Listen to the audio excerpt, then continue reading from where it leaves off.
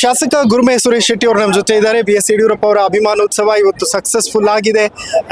ಎಷ್ಟು ಖುಷಿ ಇದೆ ಈ ಕಾರ್ಯಕ್ರಮದಿಂದ? ಬಿಜೆಪಿ ಮತ್ತಷ್ಟು ಹೇಗೆ ಬೂಸ್ಟ್ ಆಗುತ್ತೆ? ನೋಡಿ, ಬಹುಶಃ ಒಂದು 50 ವರ್ಷಗಳ ಅವರ ರಾಜಕೀಯ ಅನುಭವ ಅದನ್ನ ಈ ಪಕ್ಷಕ್ಕೆ ಎರಕುವಂತ ಕೆಲಸವನ್ನು ಮಾಡಿದ್ದಾರೆ. ನಮಗೆ ಯಡಿಯೂರಪ್ಪ ಅವರ ಬಗ್ಗೆ ಹೆಮ್ಮೆ ಅಂತ ಹೇಳಿದ್ರೆ, ಒಂದು ಕಾಲಘಟ್ಟದಲ್ಲಿ ಕೇವಲ 2 ಸಂಖ್ಯೆ ಇರತಕ್ಕಂತ ಶಾಸಕರು ಮತ್ತೆ ಅದರಲ್ಲಿ ಒಬ್ರು ಬೇರೆ ಪಕ್ಷಕ್ಕೆ ಜಿಗಿತಾರೆ. ಹಾಗಾಗಿ ಮತ್ತೆ ಏಕಾಂಗಿಯಾಗಿ ಹೋರಾಟ ಮಾಡ್ತಾರೆ. ಕಾಲಘಟ್ಟದಲ್ಲಿ ಜನ ಹೇಳ್ತಾ ಇದ್ರು, ಯಡಿಯೂರಪ್ಪ ಗುಡಿಗಿದ್ರೆ ವಿಧಾನಸಭೆಯನ್ನು ನಡುಗುದು ಅಂತಕ್ಕಂಥ ಮಾತನ್ನ ಹೇಳ್ತಾ ಇದ್ರು.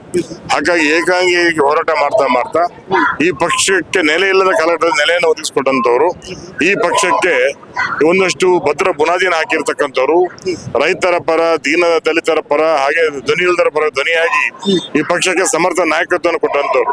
ಬಹಳ ಅರ್ಥಪೂರ್ಣವಾಗಿ ಇವತ್ತು ಕಾರ್ಯಕ್ರಮ ಅಮಿತ್ ಶಾಜಿ ಅವರ ನೇತೃತ್ವ ನಡೆದಿದೆ. ಬಹಳ ಒಳ್ಳೆ ದಿವಸ ಅಂತ ಭಾವಿಸ್ತೇನೆ ಈ ದೇಶಕ್ಕೆ. ಅಂತ ವೆಸ್ಟ್ ಬೆಂಗಾಲ್ ಅಲ್ಲಿ ಅವತ್ತು ಪಕ್ಷದ ಧ್ವಜವನ್ನು ಎತ್ತಿಡುವಂತ ಕೆಲಸ ಆಗಿದೆ. ಅಲ್ಲಿ ಬಿಜೆಪಿ ಸರ್ಕಾರ ಬಂದಿದೆ. ಅದರ ನೇತೃತ್ವ ವಹಿಸಿಕೊಂಡಂತವರು ಸನ್ಮಾನ್ಯ ಅಮಿತ್ ಶಾಜಿ ಅವರು ನೇರವಾಗಿ ಅಲ್ಲಿಂದ ಇಲ್ಲಿ ಬಂದಿದ್ದಾರೆ. ಹಾಗಾಗಿ ಯಡಿಯೂರಪ್ಪ ಕೊನೆಗೆ ಒಂದು ಮಾತನ್ನು ಹೇಳಿದ್ರು, ನಾನು ಪಕ್ಷಕ್ಕೆ ಅಧಿಕಾರವನ್ನು ತರುವವರೆಗೆ ನಾನು ವಿರಮಿಸುವುದಿಲ್ಲ ಅಂತ. ಹಾಗಾಗಿ ಅದು ಅವರ ತಾಕತ್ತು ಕೂಡ.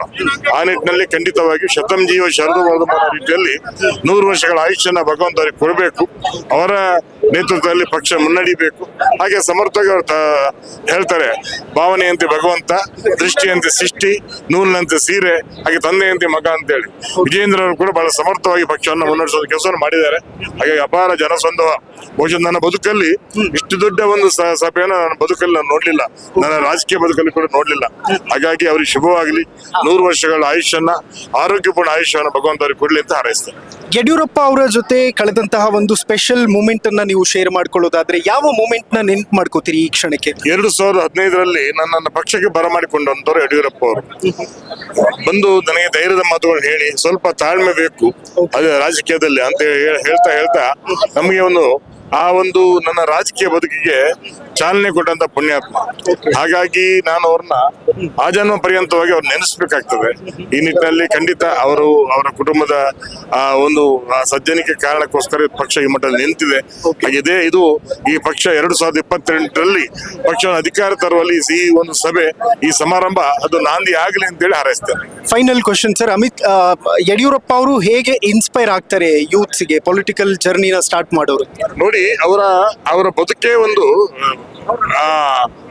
ಮಹಾತ್ಮ ಗಾಂಧಿ ಅವರು ಹೇಳ್ತಿದ್ರು, ನನ್ನ ಬದುಕೇ ಒಂದು ಆದರ್ಶ ಅಂತೇಳಿ, ನನ್ನ ಬದುಕೇ ಒಂದು ದಾರಿದೀಪ ಅಂತೇಳಿ. ಹಾಗೆ ತುಂಬಾ ಜನ ಅಂದ್ರೆ ಅವರು ಹೇಳ್ತಾರೆ, 6ಕ್ಕೆ ಏರ್ಲಿಲ್ಲ 3ಕ್ಕೆ ಇಳಿಲಿಲ್ಲ ಅಂತೇಳಿ. ಅವರು ಸಮಚಿತ್ತವಾಗಿ ಸೋಲು ಬರ್ಲಿ ಗೆಲುವು ಬರ್ಲಿ ಅವರು ಛಲವನ್ನು ಬಿಡ್ಲಿಲ್ಲ, ಹೋರಾಟದ ಬದುಕನ್ನು ರೂಪಿಸಿಕೊಂಡಂತವ್ರು. ಹಾಗಾಗಿ ಖಂಡಿತ ನಮ್ಮಂತವ್ರಿಗೆ ಕೂಡ ಈ ರಾಜಕೀಯ ಬದುಕಲ್ಲಿ ಮೇಲು ಆಮೇಲೆ ಏಳು ಬೀಳುಗಳು ಇರ್ತವೆ, ಸೋಲು ಗೆಲುವು ಇರ್ತವೆ.